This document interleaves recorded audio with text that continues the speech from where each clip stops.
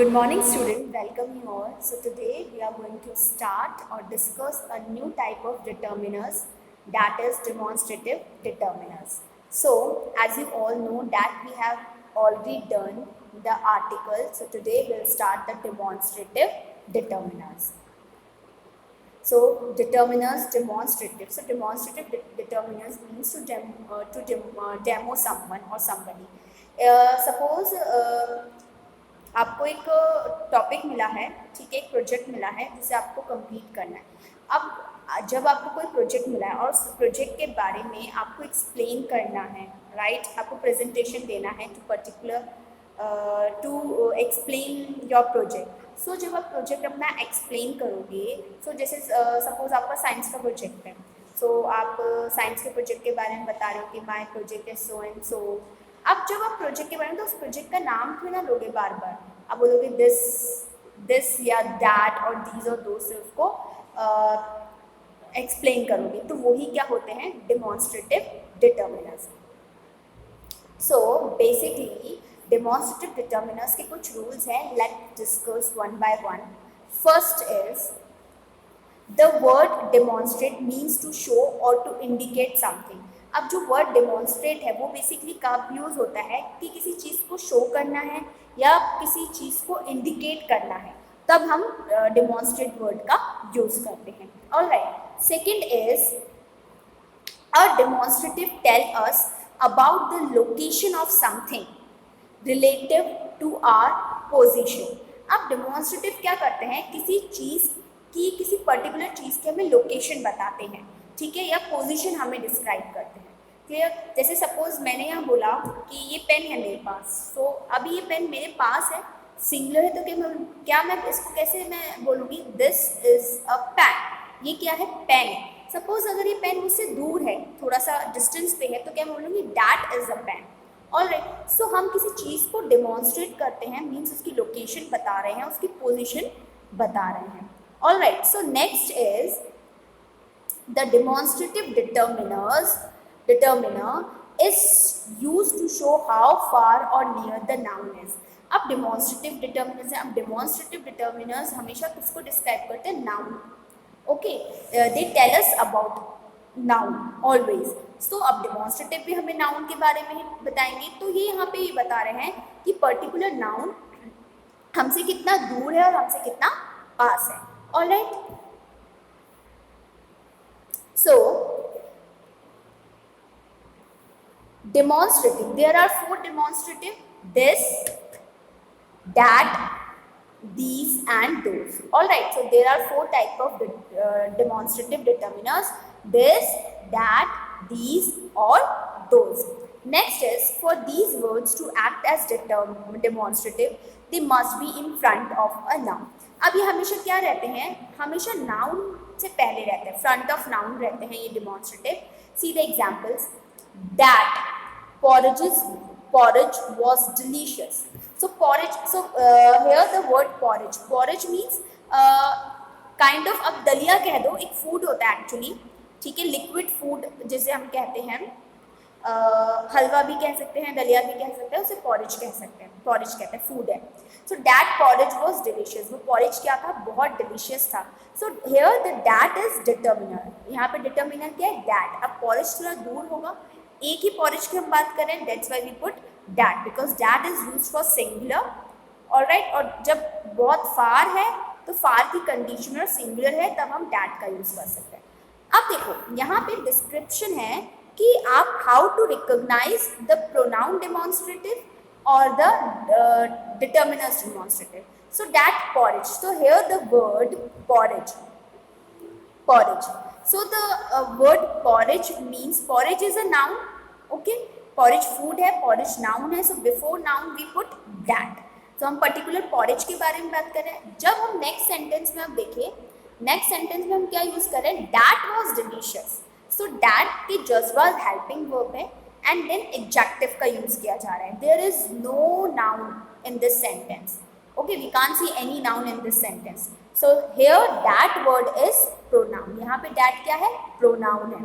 But जब determiners use होता है तो determiners के साथ हमेशा noun आता है, ये आप याद रखिएगा. Okay, next is those. Those people were so rude. So those is used for plural noun. और जब कोई भी पर्सन या कोई थिंग आपसे दूर हो उसके लिए हम दोज का यूज करते हैं, but in plural noun, with plural noun always. Okay, तो those people were so rude, यानी वो लोग बहुत रूड है. So those is a determiner. So people, in this word people is noun, noun है already. Those were awful. So those were awful. अब यहाँ पे नाउन नहीं है, so here those is a pronoun. Clear? Okay, so demonstrative adjective, as you all know that demonstrative adjective is this, that, these and those. Alright, so that in case of plural, those. अब that singular के लिए use होता है और those होता है plural के लिए यूज, बट दोनों ही कब यूज होते हैं, जब कोई चीज या पर्सन हमसे दूर हो. फार की कंडीशन में we use that and those, but that is for singular and those is for plural. Alright, so next is it is used to avoid the repetition of the preceding nouns. अब noun की repetition को avoid करने के लिए कि बार बार हम जो भी नाउन है पर्टिकुलर उसको अगर हम बार बार बोल रहे हैं, so to avoid the repetition of the noun we use demonstrative determiners. Alright, that is this, that, these and those. See the example. My bat is better than that of my friend. So my bat, वो क्या है, better है किससे, उसकी जो bat है, मेरे friend की जो बैट है. सो यहाँ पे instead of bat we use here that. So that क्या है, demonstrative adjective, sorry demonstrative adjective है बट डिटर्मिनर है. Clear? Our soldiers are better equipped than those of Pakistan. So our soldier, यहाँ पे soldiers हमारे noun है. अब noun को repeat नहीं करना, that's why we put here those. Clear? It refers to person or thing far from the speaker. अब ये क्या करते हैं, that और those क्या रेफर करते हैं कि कोई person और जो thing होते हैं far from the speaker. जो speaker है means जो मैं हूँ या जो भी speak कर रहे हैं उनसे दूर हो. उस कंडीशन में we use that and those, but that in a singular, that is use for singular form और those is for plural. Next is get that dog out of here. इस डॉग को यहाँ से ले जाओ. ठीक है, so get that. Okay, dog, dog is singular, that's why we put that here. Those houses are for sale. So houses, houses क्या है, प्लूरल है, ज़्यादा हाउसेस के, एक हाउस की बात नहीं कर रहे हैं. सो हमने यहाँ पे लगाया दो, और ये दोनों कंडीशन हमसे क्या थी, दूर थी. Now next is this. This in case of plural, these. अब this is for singular and these for plural, but in case of near, अब इट रेफर्स टू पर्सन और थिंग नियर द स्पीकर. ये क्या होते हैं, speaker के पास में होते हैं, राइट? उसके लिए हम दिस और दीज का यूज करते हैं, but this for singular and these for plural.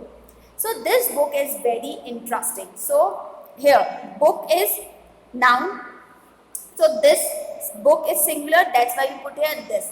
और ये क्या है, हमारे पास में है, तो हमने क्या बोला, ये बुक क्या है, बहुत इंटरेस्टिंग है. These flowers are very beautiful. अब सब कोई फ्लावर हमारे नियर होंगे तो हम उसके बारे में, फ्लावर्स हैं, एक फ्लावर के बात हो रही, फ्लावर्स की बात हो रही, that's why we put here these. Okay, so this, that, these, those, and point to object denoted by the nouns follow them. Let's see some more examples. This man is a raw villager. So this man is noun and this is determiner. That horse runs very fast. तो horse भी क्या है, हमारा noun है.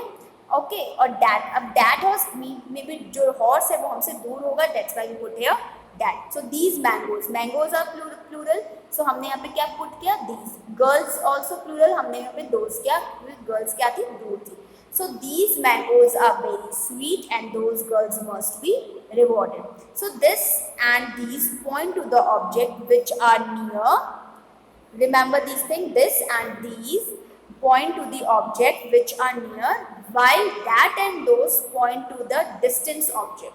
Clear? जो पास की चीजें होती है उसके लिए हम दिस और दीज यूज करते हैं, और जो दूर की चीजें होती है उसके लिए हम दैट और दोज यूज करते हैं. बट दिस और that is singular and these और those is plural.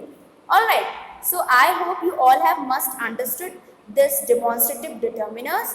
With this, we end our topic here. So thank you for watching this video.